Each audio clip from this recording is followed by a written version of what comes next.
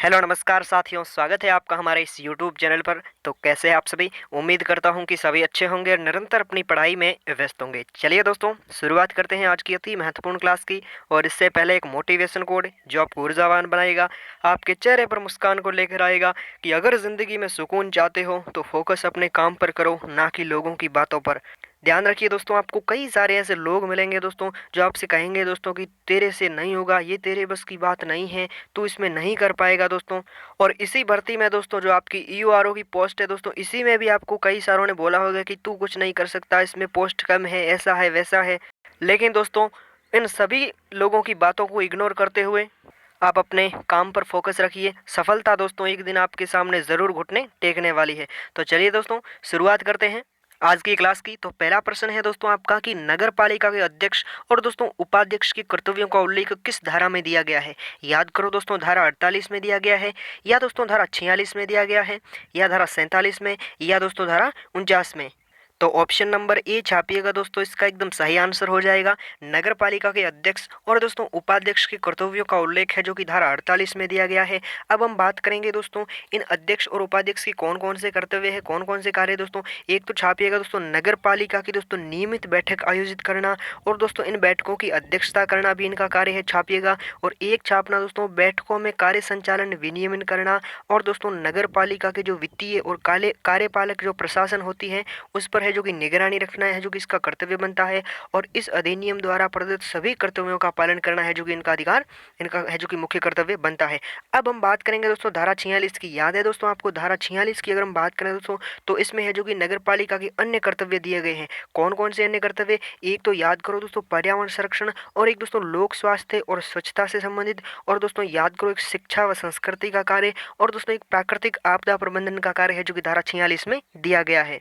तो इन सभी चीज़ों को आपको नोट करना है। चलिए आगे बढ़ते हैं। अगला प्रश्न है दोस्तों आपका कि मुख्य नगरपालिका अधिकारी की शक्तियां और कर्तव्यों का उल्लेख किस धारा में शामिल है। अति महत्वपूर्ण सवाल है दोस्तों। इसी प्रकार दोस्तों आपको घुमा घुमा कर एग्जामिनर प्रश्न पूछने वाला। पहला प्रश्न क्या था दोस्तों, नगर पालिका के अध्यक्ष और उपाध्यक्ष के कर्तव्यों का उल्लेख किस धारा में। अब है दोस्तों की मुख्य नगर पालिका अधिकारी की शक्तियां और कर्तव्यों का उल्लेख किस धारा में शामिल है। याद करो दोस्तों, धारा 50 में शामिल है, या दोस्तों धारा 49 में, या धारा 45 में, या दोस्तों धारा 47 में। तो ऑप्शन नंबर बी छापना दोस्तों, इसका एकदम करेक्ट आंसर हो जाएगा। मुख्य नगर पालिका अधिकारी की शक्तियां और कर्तव्यों का उल्लेख है जो कि धारा 49 में दिया गया है। अब हम बात करेंगे दोस्तों कि मुख्य नगरपालिका अधिकारी के कौन कौन से कर्तव्य हैं। तो एक तो छापिएगा दोस्तों, किसी समिति व अध्यक्ष को सलाह देना है जो कि इसका कर्तव्य है। और दोस्तों नगर पालिका के लेखाओं की संप्रीक्षा करना, और दोस्तों नगर पालिका के दस्तावेजों का रख रखाव करना इसका कार्य है। और नगर पालिका की बैठक में कोई विशेष टिप्पणी करना भी इनका कार्य होता है।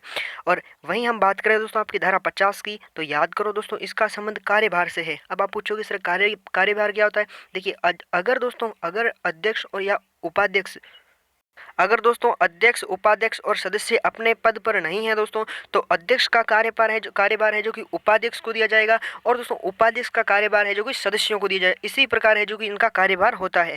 वहीं दोस्तों आपका अगला प्रश्न है, दोस्तों आपका कि कार्य संचालन और वार्ड समिति से संबंधित धारा कौन सी है। याद करो दोस्तों, नगर पालिका के कार्य संचालन और वार्ड समिति से संबंधित धारा याद है दोस्तों आपको कौन सी धारा है। तो धारा 51 भी है, धारा 52 भी है, और दोस्तों धारा 53 भी है। तो नगर पालिका के कार्य संचालन और वार्ड समिति से संबंधित कौन सी धारा दोस्तों नहीं है क्या, कौन सी धारा नहीं है, थोड़ा मिसप्रिंट हो गया। कौन सी धारा नहीं है दोस्तों, धारा 48 नहीं है। ऑप्शन नंबर सी छापिएगा दोस्तों, इसका एकदम करेक्ट आंसर हो जाएगा। धारा 51 की अगर हम बात करें दोस्तों, तो इसमें नगर पालिका के बैठकों के बारे में उपबंध दिए गए हैं। और दोस्तों धारा 52 में सदस्यों के अधिकार और विशेषाधिकार दिए गए हैं। वहीं दोस्तों धारा 53 की अगर हम बात करें, तो अध्यक्ष के विरुद्ध है जो कि अविश्वास का प्रस्ताव पारित करने का उल्लेख इसमें मिलता है। चलिए आगे बढ़ते हैं। अगला प्रश्न है दोस्तों आपका कि वार्ड समिति के गठन से संबंधित धारा कौन सी है। याद करो दोस्तों, नगर पालिका के वार्ड समिति का जो गठन होता है उनसे संबंधित धारा कौन सी है। तो धारा 53 है, या दोस्तों धारा 54 है, या धारा 55, या धारा 56। तो ऑप्शन नंबर बी छापना दोस्तों, इसका एकदम सही आंसर हो जाएगा। किस प्रकार है जो कि इसका गठन होता है वार्ड समिति का। एक्चुअली में 3 लाख या अधिक जनसंख्या वाली नगर पालिका में जो कि इसका गठन होता है, और इसमें एक से अधिक भी वार्ड हो सकते हैं। तो इसे भी आपको थोड़ा नोट करना है। चलिए आगे बढ़ते हैं। अगला प्रश्न है दोस्तों आपका कि प्रत्येक नगर पालिका में दोस्तों एक कार्यपालक समिति होगी, इसका उल्लेख दोस्तों किस धारा में मिलता है? याद करो दोस्तों, धारा 56 में मिलता है, या दोस्तों धारा 55 में मिलता है, या धारा 57 में, या दोस्तों धारा 59 में। तो ऑप्शन नंबर बी छापिएगा दोस्तों, इसका एकदम करेक्ट आंसर हो जाएगा। प्रत्येक नगर पालिका में दोस्तों एक कार्यपालक समिति होगी। किस प्रकार दोस्तों? एक तो है जो कि इस कार्यपालिका समिति का गठन किस प्रकार होता है दोस्तों छापना, एक तो इसका है जो कि नगर पालिका का अध्यक्ष होता है, एक दोस्तों उपाध्यक्ष होता है, और एक जो कि इसका विपक्ष नेता होता है। और इसे भी छाप के रखिएगा दोस्तों कि कार्यपालक समिति के अतिरिक्त है जो कि अन्य 10 समितियां भी आती है। वो समितियां कौन कौन सी है जो मैंने आपको पढ़ाई थी, तो आपको कमेंट बॉक्स में छाप कर बतानी है। चलिए आगे बढ़ते हैं। अगला है दोस्तों आपका कि नगर पालिका की समिति का अध्यक्ष अनुपस्थित रहता है दोस्तों, तो है जो कि सदस्यों में से एक बैठक का अध्यक्ष चुना जाएगा। इसका है जो कि उल्लेख किस धारा में दिया गया है? याद करो दोस्तों, किस धारा में दिया? धारा 57 में दिया है, या दोस्तों धारा 61 में दिया है, या धारा 56 में, या धारा 65 में। तो ऑप्शन नंबर ए छापिएगा दोस्तों, इसका एकदम करेक्ट आंसर हो जाएगा। अगर दोस्तों नगर पालिका की समिति का अध्यक्ष है जो कि अनुपस्थित रहता है, तो सदस्यों में से है जो कि एक बैठक में है जो कि एक अध्यक्ष चुना जाएगा दोस्तों। तो ऑप्शन नंबर ए छापिएगा दोस्तों, इसका एकदम सही आंसर हो जाएगा। ठीक है दोस्तों, ये हो गई आज की हमारी क्लास। डेली आपकी आरपीएससी ईयूआरओ के पार्ट बी की क्लासें आ रही है। एक्चुअली में दोस्तों वैसे तो करवा रखी है क्लासें, मैंने नवंबर में है जो कि आपके कंप्लीट करवा दिया था ईयूआरओ का पार्ट बी, दिसंबर के आसपास है ना, 15 दिसंबर के आसपास तो कंप्लीट करवा दिया। लेकिन दोस्तों जो भी विद्यार्थी नए जुड़े हैं दोस्तों, उनके लिए दोस्तों पूरी व्याख्या के साथ क्लासें ली जा रही है, जो आपके एग्जाम की दृष्टि से अति महत्वपूर्ण साबित होने वाली है।